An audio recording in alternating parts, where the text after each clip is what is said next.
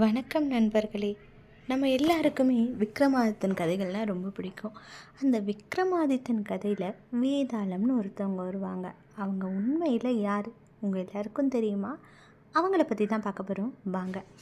வேதாளம் அப்படிங்கிறது உண்மையில் இந்த தேவர்களுக்கெல்லாம் துணி தச்சு கொடுத்துக்கிட்டு இருந்தாராம், பூமியில் வாழ்ந்துக்கிட்டு. புட்பதன் அப்படிங்கிறது அவருடைய பேர். அவங்களுடைய மனைவி பேர் தேவதத்தை. ஒரு நாளுக்கு இந்த புட்பதனுக்கு ஒரு ஆசை வந்தது. அது என்ன அப்படின்னா, ஈசனுக்கும் பார்வதிக்கும் அவர் கையால் துணி தச்சு தரணும் அப்படின்னு சொல்லிட்டு, சரி அப்படின்ட்டு எல்லா வேலையும் செஞ்சுக்கிட்டு அவர் ஒரு நாள் இது சிவனுக்கு கொடுக்கணும் அப்படின்னா அது அவ்வளோ சீக்கிரம் நடக்காது இல்லையா? அதுக்கு என்ன பண்ணலாம் அப்படின்னு பார்த்தா, ஒரு நாள் ஒரு சுப தினம் வந்தது. அப்போது இந்த தானத்தை நீங்கள் பண்ணிங்கன்னா நீங்கள் நினச்சதெல்லாம் நடக்கும் அப்படின்னு சொல்கிறாங்க. உடனே விரதம் இருந்து அந்த பூஜையெல்லாம் செஞ்சு தானமெல்லாம் கொடுத்துட்றாரு. அதுக்கப்புறமா அந்த ஈசனுக்கும் பார்வதிக்கும் அவர் கையால் துணியை தச்சுக்கிட்டு அவர் கைலாயத்துக்கும் போகிறாரு. போனதுக்கப்புறம் சிவனை பார்த்ததுக்கப்புறம் அவர் மெய் மறந்து போயிடுறாரு. எந்த வேலைக்காக வந்தோம் அப்படிங்கிறதே அவருக்கு மறந்து போயிடுது. சிவனை நல்ல மனசார வணங்கிக்கிறாரு. நல்ல வழிபாடு செஞ்சுட்டு நன்றி கூறிட்டு திரும்ப வராரு. வரும்போது அந்தி சாஞ்சிடுது, அதாவது பொழுது சாஞ்சிடுது, மாலை வேலை ஆகிடுது, இரவும் கூட ஆகிடுது. இப்போ தான் அவருக்கு நினைவே வருது, நம்ம எதுக்காக வந்தோம், சிவனுக்கும் பார்வதிக்கும் துணி தச்சு கொண்டு வந்திருந்தோம், அது கொடுக்க மறந்துட்டோமே அப்படின்னு அவருக்கு ஞாபகம் வருது. ஆனால் இருட்டி போயிடுச்சு. இந்த நேரம் போயிட்டு சிவனையும் பார்வதியும் தொந்தரவு செய்கிறது நியாயம் கிடையாது. அதே நேரம் அவர் வந்த வேலை என்ன, அவரோட ஆசையாக துணி தச்சு கொண்டு வந்தார். அதை அப்படியே கொண்டு போகிறதுக்கும் அவருக்கு மனசு இல்லை. அதனால் என்ன பண்ணுறாரு, கைலாயத்தோட வாசல்லையே அவர் படுத்து தூங்கிடுறாரு. நல்லா ஆழ்ந்த தூக்கம். திடீர்னு இரவு நேரத்தில் ஒரு சத்தம் கேட்குது. என்ன சத்தம் அப்படின்னு பார்த்தீங்கன்னா, சிவபெருமான் பார்வதி கிட்ட தேவ ரகசியத்தை சொல்லிகிட்ருக்காரு. தேவ ரகசியத்தை சொல்லிகிட்ருக்காரு இல்லையா? சரி, இது யாருக்கும் கேட்கக்கூடாது. ஆனால் கைலாயத்தோட வெளியில் படுத்திருந்த புட்பதன் கேட்டுடுறாரு. வேணும்னு செய்யலை, ஆனால் அவர் காதில் விழுந்துடுது. இதுவும் இறைவன் செய்யலை. அவருக்கு மனசு உழப்ப ஆரம்பிச்சிருச்சு. அச்சோ, நம்ம கேட்டுட்டோமே, கேட்கக்கூடாத விஷயத்த கேட்டுட்டோம். இதை கேட்டதுக்கப்புறம் அவருக்கு மனசு தாங்கலை. சரி, தூங்கியாச்சு. தூக்கம் வரலை, புரண்டு படுக்கிறாரு. விடிஞ்சாச்சு. காலையில் ஆனதும் சிவபெருமானுக்கு சுத்தப்பத்தம் பண்ணிக்கிட்டு உள்ளே போகிறார். கைலாயத்துக்குள்ளே போயிட்டு சிவபெருமானை வணங்கிட்டு, ஐயா, நான் வந்ததே இந்த துணியை கொடுக்கறதுக்கு தான் அப்படின்னு சொல்லிட்டு முதல்ல வணங்கிட்டு கொடுத்துட்றாரு. கொடுத்ததுக்கப்புறம் மனசு ஒரு மாதிரி உறுத்துது. கேட்கக்கூடாது இல்லையா, தேவ ரகசியத்தை கேட்டுட்டாரு. இப்போ என்ன பண்ணுறது, சிவபெருமான்கிட்ட சொல்கிறார், ஐயா, இந்த மாதிரி நான் கேட்டுட்டேன், என்னை மன்னிச்சிடுங்க, நான் வேணும்னு ஒட்டு கேட்கலை. நான் கைலாயத்தில் உங்களை சந்தித்து இதை இந்த துணியை கொடுக்கறதுக்காக வந்தேன். முடியலை, வெளியே படுத்திருந்தும் போது கேட்டுட்டேன் தவறுதலாக, அதை மன்னித்து எனக்கு ஒரு இது கொடுங்க அப்படின்னு சொல்கிற மாதிரி கேட்குறாரு, மன்னிப்பு கொடுங்கன்னு. சிவபெருமானுக்கு கோவம் வந்துருச்சு. நீ கேட்கக்கூடாத தெய்வ ரசிகத்தை கேட்டிருக்க, உனக்கு கண்டிப்பாக தண்டனை உண்டு அப்படிங்கிற மாதிரி ஒரு கோவம் வருது. இருந்தாலும் அவர் வேணும்னு செய்யலை. இது எதர்ச்சியாக நடந்தது, தற்செயலாக ஒரு விபத்தாக நடந்த விஷயம் இல்லையா? அதனால் சொல்கிறாரு, சரி, நீ என்ன பண்ணக்கூடாது, இதை யார்கிட்டையும் சொல்லக்கூடாது. அப்படி சொன்னேன்னா உனக்கு கண்டிப்பாக தண்டனை இருக்குது, கடுமையான தண்டனை கிடக்கும் அப்படின்னு சொல்லிடுறாரு. சரி அப்படின்னு சொல்லிட்டு புட்பதன் பூலோகத்துக்கு வராரு. வேலைகள், அவரோட அன்றாட வேலையில் கவனம் செலுத்த நினைக்கிறாரு. ஆனால் அவரால் முடியல. ஒரு மாதிரி பிரம்ம பிடிச்ச மாதிரி எதையோ யோசிச்சுக்கிட்டே இருக்கார். இதை கவனித்து அவங்க மனைவி கேட்குறாங்க, என்ன நீங்கள் கைலாயத்துக்கு போட்டுட்டு வந்ததுலேருந்து ஒரு மாதிரி இருக்கீங்க, என்னன்னு கேட்டுகிட்டே இருக்காங்க. ரொம்ப நாளாக சொல்லவே இல்லை இவர் புட்பதன். ஏன்னா இந்த ரகசியத்தை சொன்னால் கண்டிப்பாக அவருக்கு கடுமையான தண்டனை கிடைக்கும், சிவபெருமான் கோவமாயிடுவாருன்னு தெரிஞ்சு போச்சு.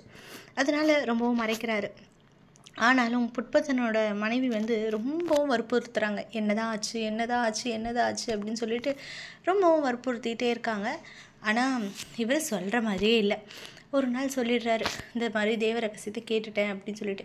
இவர் எப்போ தேவதத்தை கிட்ட அவரோட மனைவி கிட்ட சொல்கிறாரோ அதே நொடி சிவபெருமானுக்கு தெரிஞ்சிடுது இந்த மாதிரி புட்பதன் ரகசியத்தை வெளியே சொல்லிடுறாருன்னு. உடனே 2 பேருக்கும் சாபம்.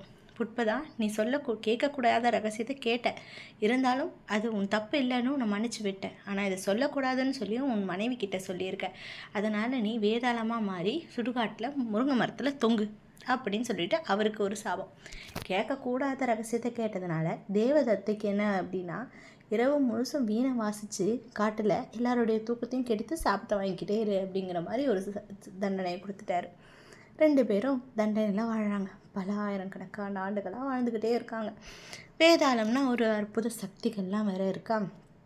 இந்த நேரம் பார்த்து ஒரு முனிவர் வராரு அந்த சுடுகாட்டுக்கு. அவருக்கு தெரிஞ்சிடுது இந்த வேதாளத்துக்கு அரிய சக்திகள்லாம் இருக்குது அப்படின்னு சொல்லிட்டு அவர் என்ன பண்ணுறாரு, இந்த வேதாளத்தை வந்து தனக்கு வசியம் பண்ணி வச்சுக்கிட்டு அந்த வேதாளத்தோட சக்தி மூலமாக அவருக்கு வேண்டியதெல்லாம் அடைஞ்சிக்கிட்டு இருக்கார். இதே நேரத்தில் முனிவருக்கு வந்து என்ன ஆகுது அப்படின்னா ஒரு ஆசை, அதாவது காளிதேவி கிட்ட தான் வேண்டிய வரத்தை வாங்கணும்னு சொல்லிட்டு. அப்போ காளிதேவி சொல்கிறாங்க, எனக்கு 1000 அரசர்களோட தலையை பலி கொடுத்தா நான் உனக்கு வேண்டிய வரத்தை கொடுத்துட்றேன் அப்படிங்கிற மாதிரி சொன்னதாக சொல்கிறாங்க. உடனே அவர் என்ன பண்ணுறாரு, 999 அரசர்களை பலியிட்டாச்சு. 1000வது அரசனா விக்ரமாதித்த மன்னரை தேர்வு செய்கிறாரு. தேர்வு செஞ்சாச்சா, உடனே அரண்மனைக்கு போகிறாரு. அவர் தான் நாட்டு மக்களுக்காக எதையும் செய்கிறவராச்சு. ரொம்ப நல்ல முனிவர் மாதிரி வேஷம் போட்டுக்கிட்டு ரொம்ப பணிவாக மன்னர் முன்னாடி போய் நிற்கிறாரு. போய் நின்னது மட்டும் இல்லாமல், மன்னர் மன்னா, நான் வந்து உங்களுடைய ஒரு நலம் விரும்பி, நீங்கள் நாட்டு மக்களுக்கு நல்லது செய்ய எவ்வளவோ முயற்சி செய்கிறீங்க இல்லையா, உங்களுக்கு ஒரு அரிய வாய்ப்பு காத்திருக்கு. நீங்கள் காட்டுக்குள்ளே இருக்க காளி தேவியை வந்து வணங்குனீங்கன்னு வச்சுக்கோங்களேன், நீங்கள் கேட்குற வரமெல்லாம் கிடைக்கும். உங்கள் நாட்டு மக்கள் ரொம்ப நல்லா இருப்பாங்க, வாங்க அப்படின்னு சொல்லி கூப்பிடுறாரு. இவரும் காளி தேவி பக்தர். உடனே கொஞ்சம் கூட யோசிக்காமல், நாட்டு மக்களுக்கு நலம் தானே நான் தன்னலம் அப்படின்னு சொல்லிட்டு உடனே கிளம்பி முனிவரோடு வந்துடுறாரு. வந்ததும் முனிவரோட போகிறார் காட்டுக்குள்ளே, காளி தேவியை வழிபடுறாரு. அந்த நேரம் பார்த்து யாரோ வீணை வாசிக்கிற சத்தம் கேட்குது. இது அவருக்கு மனசை ஏதோ ஒரு விதத்தில் ஈர்க்கிறவும் சத்தம் வந்த தோசையை நோக்கி அவர் பாட்டுக்கு போகிறார். பார்த்தா அந்த காட்டில் புட்பதனோட மனைவி தேவதத்தை தான் வீணை வாசிச்சுக்கிட்டு இருக்காங்க. அவங்கக்கிட்ட போயிட்டு கேட்குறாரு. என்னென்னா அவங்க சாபத்தை சொல்கிறாங்க, இந்த மாதிரி சிவபெருமானோட ரகசியத்தை கேட்டோம், என்னோட கணவர் பேர் புட்பதன், அவர் வேதாளமாக தொங்குறாரு, நான் இந்த மாதிரி சாபத்தினால வீணை வாசிக்கிறேன். சரி, இப்போ விக்ரமாதித்தனுக்கு இறக்க மனசாச்சே, உங்கள் சாபம் தீரணும்னா நான் என்ன பண்ணணும், நாங்கள் 2 பேரும் ஒரே நேரத்தில் காட்டுக்குள்ளே இருக்க காளிதேவி கோயிலுக்கு போய் வழிபடணும் அப்படின்னு சொல்கிறாங்க. அப்படியா, சரி, என்னால் முடிந்த முயற்சியை நான் மேற்கொண்டு உங்களை கூட்டிகிட்டு போகிறேன். உடனே தேவதத்தி சொல்கிறாங்க, அது அவ்வளோ வெளியது கிடையாது என் கணவரை கூட்டிகிட்டு வர்றது, என்னவாக இருந்தாலும் நான் முயற்சி செய்கிறேன்னு சொல்லிட்டு விக்ரமாதித்தன் போகிறாரு. சுடுகாட்டில் முருங்கை மரத்தில் தொங்கிட்டு இருந்த வேதாளத்தை தூக்கி தோளில் போடுறாரு. அப்போது வேதாளம் 2 நிபந்தனை கொடுக்குறாரு. என்ன அப்படின்னா, நான் உங்ககிட்ட ஒரு கதையை சொல்லுவேன், நீ அதை கேட்கணும், விடை தெரிஞ்சிருந்தா நீ எனக்கு சொல்லணும், சொல்லலை அப்படின்னா உன் தலை சுக்குநூறாக வெடிச்சிடும். அதுக்கு முன்னாடி என்ன நிபந்தனை தெரியுமா, முதலாவதா நான் சொல்கிற அதாவது பேசவே கூடாது வாயை திறந்து. அப்போ நீ பேசின அப்படின்னா நான் கதை சொல்லும் போது நான் மறுபடியும் வந்து முருங்கை மரத்தில் ஏறிப்பேன் அப்படிங்கிற மாதிரி சொல்லியிருக்கோம். சரின்னு சொல்லிட்டு போகிறாரு. விட தெரிஞ்சு சொல்லனா தலை வெடிச்சிடும், வாய் திறந்து பேசினா மறுபடியும் முருங்கை மரத்துக்கு வந்துடும். என்னடா இது நிபந்தனை பாருங்களேன். சரி அப்படின்னு ஒத்துக்கிறார், வாக்கு கொடுத்துட்டார் இல்லையா மன்னன். வேதாளம் கதை சொல்ல ஆரம்பிக்குது. கதையை முழுசாக கேட்குறாரு. அந்த கதையோட இறுதியில் ஒரு கேள்வியும் கேட்குது. அந்த கதையோட இறுதியில் கேள்வி கேட்குதா, அந்த கேள்விக்கான பதிலும் அவருக்கு தெரியுது விக்ரமாதித்தனுக்கு. அது சொல்கிற மாதிரியே பாவனை செய்கிறாரு. இப்போ சமயோஜிதமாக யோசிச்சார். இப்போ பதில் சொல்லிட்டா உடனே வேதாளம் முருங்கை மரத்துக்கு போயிடும். அவர் எத்தனை வாட்டி தான் போவார். உடனே என்ன பண்ணுறாரு, பதில் சொல்கிற மாதிரியே யோசிச்சுக்கிட்டே அவரை அந்த காளிதேவி கோயிலுக்கு கூட்டிகிட்டு வந்துடுறாரு. இதே நேரம் தேவதத்தையும் வந்துடுறாங்க. அவங்க சாபம் என்ன விமோச்சனம் ஆகிறதுக்கான வழி, 2 பேரும் ஒரே நேரத்தில் கோவிலுக்கு வந்தால் அவங்களுக்கு சாப விமோச்சனம் கிடைக்கும்.